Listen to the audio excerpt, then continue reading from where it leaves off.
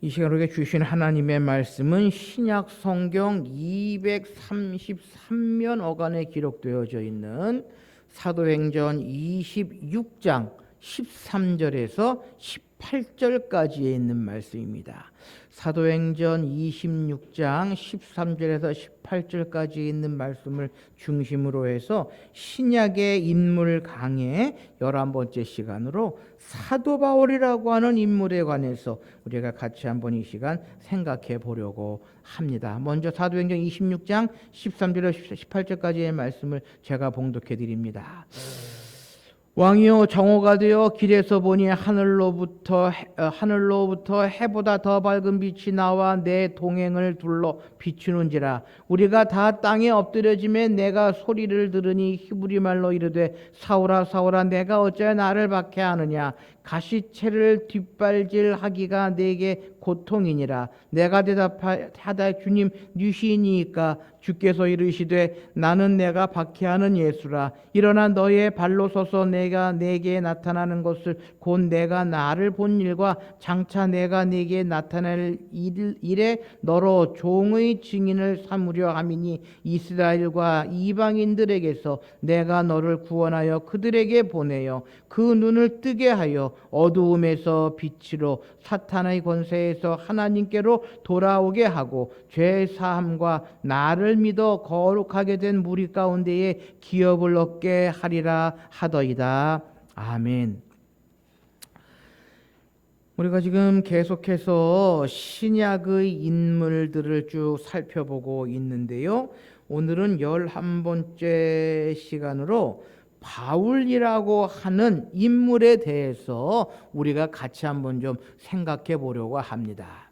이 사도 바울은요, 우리가 이 짧은 1시간 안에 사도 바울이 누구인가라고 하는 것을 이야기하기가 무척 짧습니다. 그래서 신학교에서도 이 바울이라고 하는 인물을 바울신학이라고 하는 과목을 개설해서 한 학기 내지는 2학기 동안 이 사도 바울이라고 하는 인물에 대해서 살펴보는 그러한 그 과목이 있거든요.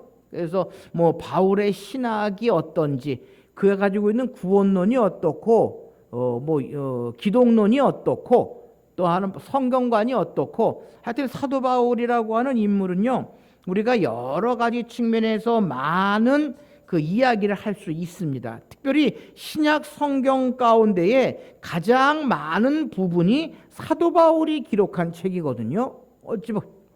어찌 보면 서신서의 거의 모든 부분이 사도 바울이 기록한 그러한 책이기에 이 바울이 신약 성경에서 차지하고 있는 그 위치는 지대하다라고 해도 과언은 아닐 것입니다. 그런데 오늘 이 짧은 시간에 우리가 바울이라고 하는 인물에 대해서 좀 살펴보려고 하는데요. 오늘 주인공이 바울은요, 길르기아 지방의 다소에서 태어나 자란 베냐민 지파의 사람입니다. 그러나 바울 역시 디아스포라, 즉 흩어진 유대인들 중에 한 사람이었다라고 이야기할 수 있습니다. 그의 부모는 어릴 때부터 바울에게 대단한 기대를 가지고 있었습니다. 그래서 그 이름을 사울, 즉 큰 자라고 이름을 지었다라는 것입니다. 그래서 사도 바울이 예수 그리스도를 만나기 전에는 사울이라고 하는 이름으로 불렸고요. 예수 그리스도를 만나고 난 후에는 그 이름을 바울이라고 오늘날로 의하면 계명을 했다라는 것입니다. 그래서 사도 바울은 원래 사울이라고 하는 이름을 가지고 있었는데 그것은 큰 자라고 하는 뜻을 가지고 부모가 어릴 때부터 바울에 대한 기대를 크게 가져서 큰 자라고 하는 사울이라고 하는 이름을 주었다라는 것입니다. 부모의 기대에 어긋나지 않게 사울은요, 큰 인물로 성장하였습니다. 태어날 때 이미 로마 시민권을 가지고 있었고 그의 활동 무대는 얼마든지 넓힐 수 있던 그러한 사람이 사도 바울이었습니다. 당시 최고의 랍비였던 가말리엘의 문화생이 되고 율법을 전수받은 그는 엄격한 바리새인의 규율에 익숙해져 있었고 젊은 나이에 이미 산헤드린 회원이 되어서 당시에 최고의 명예와 권세를 누릴 수 있었던 사람이 바로 이 사도 바울입니다. 그래서 이 사도행전에 사도 바울에 관한 이 인적 사항을 쭉 기록을 해주고 있는데요. 참으로 오늘 이 시대에 비유한다면 승승장구하고 출세가도를 달릴 수 있는 그러한 사람이 사도 바울이었다라고 하는 것입니다. 그런데 출세가도를 달리던 사울은요, 어느 날 갑자기 예수님께서 부르심을 받습니다. 마치 구레네 시몬에게 갑자기 십자가를 지운 것처럼 이 사울에게 주님께서는요, 십자가를 지우셨던 것입니다. 그는 이제 더 이상 큰 자가 아니었습니다. 예수님 안에서 지금까지의 명예와 권세를 배설물로 버린 그는 가장 작은 자, 즉 바울이 될 수 있었던 것입니다. 바로 사울에서 바울로 변했던 것입니다. 큰 자가 아니라 작은 자로 변화되었던 것입니다. 그리고 주님이 예기치 않은 십자가를 억지로 지워주셨던 십자가를 지워주셨지만 불평하지 아니하고 한평생 기쁘게 주님이 주님이 주신 고난의 길을 걸어갔던 것입니다. 그래서 사도 바울은 그의 생의 마지막 순간에 이렇게 고백합니다. 디모데후서 4장 6절에서 8절까지의 말씀에 보면 그의 믿음의 아들 디모데에게 그가 마지막 고백하고 있는 그 신앙의 고백이 이렇습니다. 관제와 같이 벌써 내가 부음이 되고 나의 떠날 기약이 가까웠도다. 내가 선한 싸움을 싸우고 나의 달려갈 길을 마치고 믿음을 지켰으니 이제 후로는 나를 위하여 의의 면류관이 예비되었으므로 주 곧 의로우신 재판장이 그날에 내게 주실 것이니라고 사도 바울은 고백하고 있다라는 것입니다. 참으로 바울은요, 예수 그리스도에서 강권적으로 택하신 그릇이었다라는 것입니다. 예수님께서 택하지 않은 주님의 사람들이 어디에 있겠습니까? 예수님의 12 제자도 주님께서 모두 택하셨습니다. 그렇지만 사도 바울은 예수님께서 친히 내가 택한 나의 그릇이다라고 친히 말씀해 주셨던 것입니다. 사도행전 9장 15절 말씀에 보면요, 예수님께 이렇게 말씀하십니다. 이 사람은 내 이름을 이방인과 임금들과 이스라엘 자손들 앞에 전하기 위하여 택한 나의 그릇이라. 예수님께서는요, 사도 바울을 택한 그릇이다라고, 나의 그릇이다라고 이야기하고 있다라는 것입니다. 스데반을 죽이고 수많은 성도들을 잡아 가두었던 사울이요, 다메섹으로 온다는 소문이 들리자 다메섹에 있던 성도들은 걱정을 하게 됩니다. 그때 다메섹에 사는 아나니아라고 한 주님의 제자에게 주님이 환상 중에 나타나셨습니다. 일어나서 직가라고 하는 거리에 있는 유다의 집에 사울을 만나 안수해 주라는 것입니다. 아나니아는 두려웠습니다. 소문을 들었기 때문이거든요. 사울이 예수 믿는 사람들을 잡아 죽이려고 지금 오고 있다라고 하는 소문을 들었던 것입니다. 그런데 주님은 다시 아나니아에게 이렇게 말씀하셨습니다. 가라, 이 사람은 내 이름을 이방인과 임금들과 이스라엘 자손들 앞에 전하기 위하여 택한 나의 그릇이다라고 예수님께서 친히 아나니아에게 말씀해 주셨던 것입니다. 바울은 참으로 하나님께서 오래전부터 선택하신 하나님의 그릇이었습니다. 바울은 이 사실을 언제나 감사하고 이 부르심을 기억하며 모든 일들을 이루어 나갔다는 것입니다. 주님께서 택하셔서 사용해 주셨다는 것은요, 영광스러운 일이기 때문입니다. 그는 디모데에게 이렇게 편지를 보냈습니다.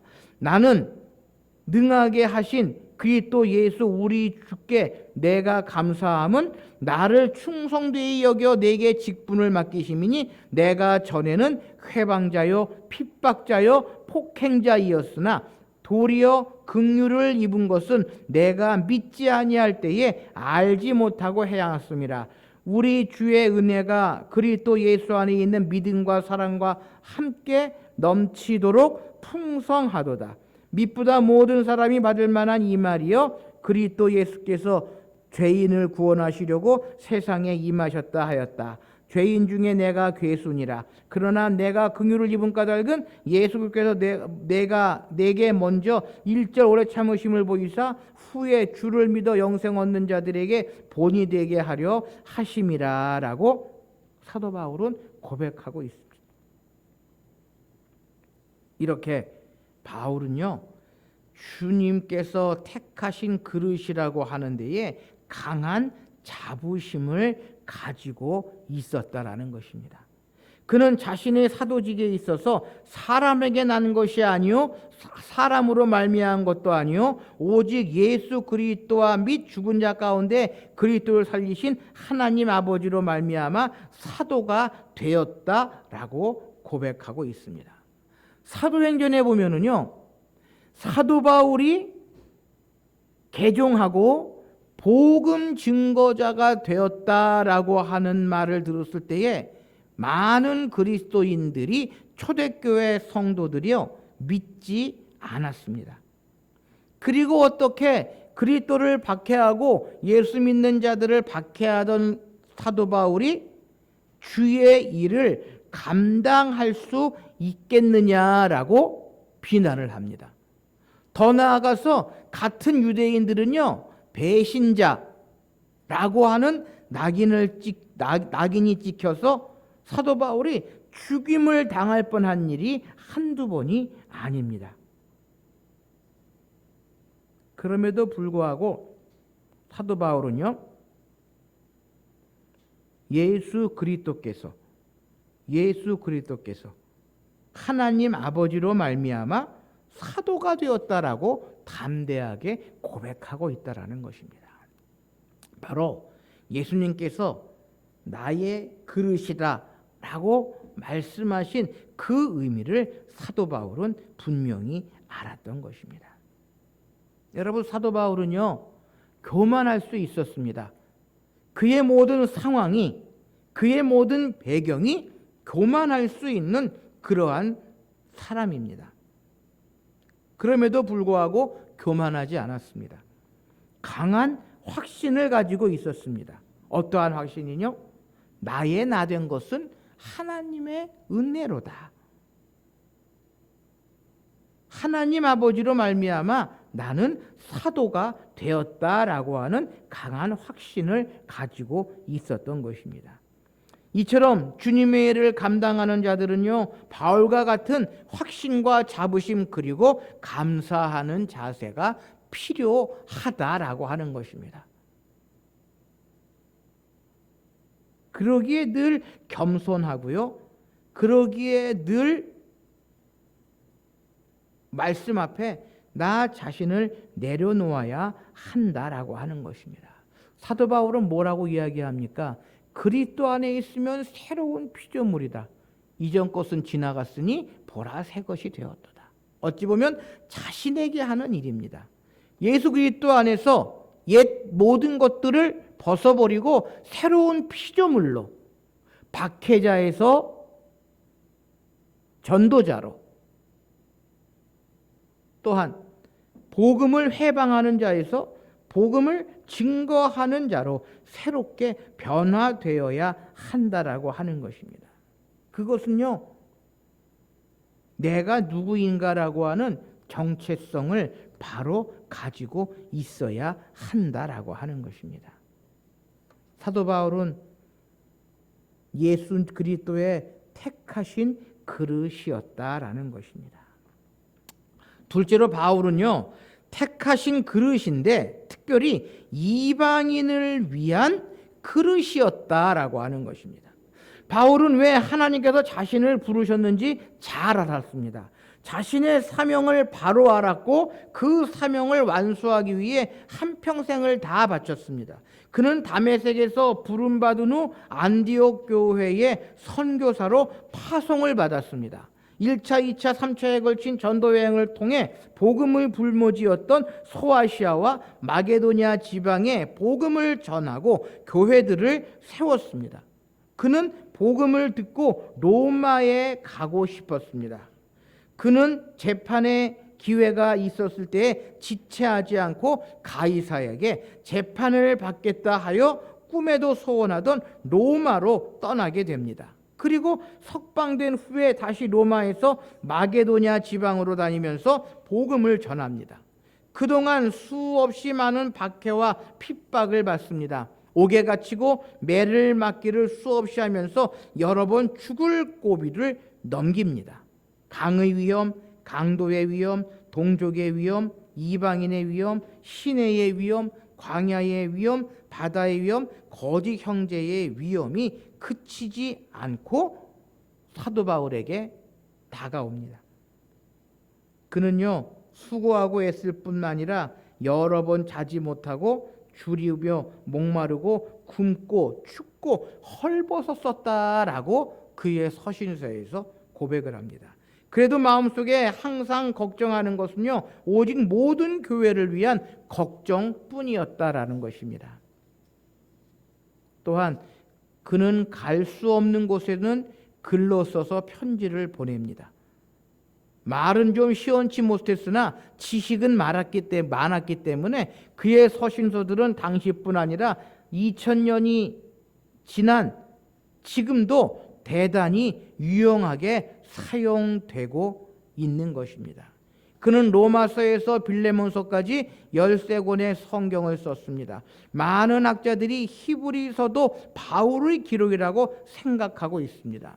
이와 같은 방대한 서신들은요, 바울 신학의 뿌리가 되고 있고 오늘날 교회의 터전이 되어가고 있습니다. 우리 한 사람 한 사람은 예수님의 택하신 그릇이다라고 사도 바울은 우리에게 이야기합니다. 예수님의 그릇으로 선택받은 바울이 이렇게 말합니다. 큰 집에는 금과 은의 그릇이 있을 뿐 아니라 나무와 질그릇도 있어 귀 쓰는 것도 있고 천이 쓰는 것도 있나니 그러므로 누구든지 이런 것에서 자기를 깨끗게 하면 귀 쓰는 그릇이 되어 거룩하고 주인의 쓰임에 합당하며 모든 선한 일에 예비함이 되니라 라고 사도 바울은 고백하고 있습니다. 큰 집에는요, 여러 종류의 그릇이 있습니다. 모양도 재질도 용도도 다 다르고 가지가지입니다. 좋은 비싼 그릇이 있는가 하면 천하게 막 쓰는 그릇도 있다라고 하는 것입니다. 바로 사도 바울이 고백하고 있는 이 고백 가운데에 큰 집이란 교회를 의미하는 것이요, 그릇이란 우리 성도 한 사람 한 사람을 비유하고 있는 것입니다. 집에는 좋고 비싼 그릇보다는 귀 쓰는 그릇, 용도에 맞는 그릇이 필요하다라는 것입니다. 어떤 그릇이 귀 쓰임 받는 그릇입니까? 깨끗한 그릇이 쓰임 받습니다. 아무리 비싸고 좋은 그릇이라고 해도 깨끗이 씻어지지 않은 그릇에 음식을 담는 사람은 없습니다. 그래서 바울은요, 디모데에게 또한 내가 청년의 정욕을 피하고 주를 부르는 자들과 함께 의와 믿음과 사랑과 화평을 쫓으라라고 권면하고 있다라고 하는 것입니다. 특별히 사도 바울은요, 복음을 들고 이방인들에게 복음을 증거한 이방인의 사도다라고 이야기를 합니다. 또한 베드로나 많은 사도들은요, 유대인의 사도다라고 이야기를 합니다. 어쨌든 사도 바울은요, 예수 그리스도의 택하신 그릇인데 이방인들을 위해 쓰시고자 했던 그러한 그릇이다라는 것입니다. 여러분, 하나님께서는요, 하나님의 때에 하나님의 사람들을 택하여 하나님의 일을 이루어 나가십니다. 구약에 보면 모세의 때가 있고 여호수아의 때가 있습니다. 모세는 이스라엘 백성들을 애굽에서 인도하여 내는 그 일을 감당함에 필요한 사람이 모세입니다. 여호수아는요, 이스라엘 백성들을 가나안으로 인도하여 가나안을 정복하고 가나안에 사는 이방 민족들과의 싸움에서 승리하게 하시고자 택하신 하나님의 사람입니다. 마찬가지로 신약시대 때도요, 예수 그리스도의 사도들, 유대인들에게 그리스도의 복음을 전하기 위해 베드로라고 하는 사도를 세우셨고요, 더 나아가 주님의 말씀처럼 이방인들에게 그리스도의 복음을 증거하기 위해 이방인들의 사도로 사도 바울을 택하셨다라는 것입니다. 그런데 여러분, 하나님께서는요, 우리 주님께서는요, 꼭 필요한 때에 필요한 사람을 세우십니다. 복음이 이방에 전파되기 위해서는요, 당시 로마의 속국으로 있었던 그 많은 나라들이었기에 아무나 갈 수 없습니다. 로마의 시민권을 가진 사람들만이 자유롭게 왕래할 수 있고요, 여행을 할 수 있었던 것입니다. 바로 거기에 딱 적임자가 사도 바울이었습니다. 왜요? 사도 바울은 태어나면서부터 로마의 시민권을 갖고 있었던 그러한 사람이었기 때문입니다. 뿐만 아니라 그리스도의 복음을 증거하기 위해서는 높은 학식과 많은 지식을 가지고 있어야 된다라는 것입니다. 바로 사도 바울이 가말리알 문화에서 많은 학식을 가지고 율법에 능통한 그러한 사람이었다라는 것입니다. 뿐만 아니라 여러분, 전도 여행을 하기 위해서는 많은 전도의 자금이 필요합니다. 교회들로부터 전도에 필요한 그러한 연보, 그러한 전도 자금을 지원받기도 했지만요, 사도 바울은 천막 제조업에 종사하면서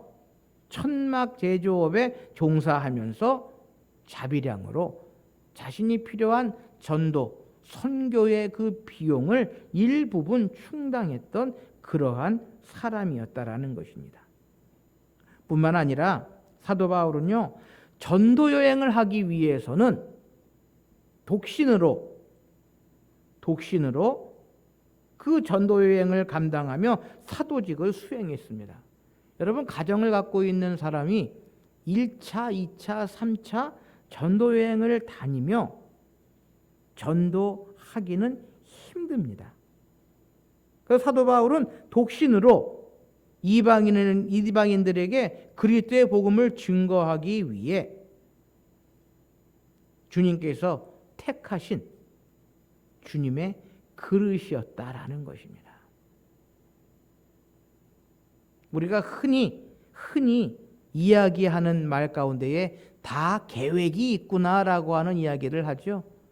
예수님께서도요, 다 계획이 있으셨습니다. 사도 바울을 택하신 계획이 우리 주님에게도 있었다라고 하는 것입니다.